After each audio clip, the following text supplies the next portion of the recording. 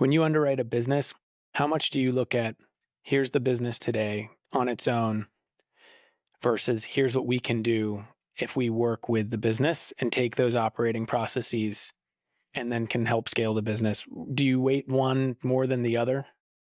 Like all things, it isn't as linear, but the framework is what are the critical factors for success as an investment that we have under our control?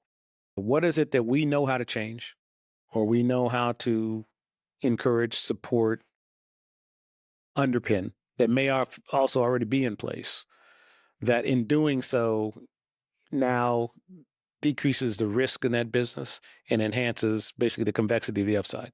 So it's a gradient and it's a function. In some cases, you may say, hey, look, this particular management team or this particular individual in this particular area is doing a great job, better at this than anyone else. So how do we underpin that person, that team, to be very successful on that part of the business? And part of that is maybe incentive comp. It may be the way that you actually approach the marketplace. It may be how you distribute knowledge so that you have less risk in the business.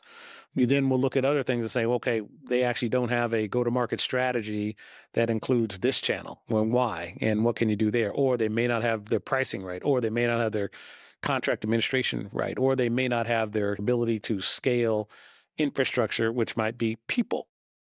Getting enough developers to do the work at the pace that you want, which we'll get to it on the Gen AI thing, I'm sure.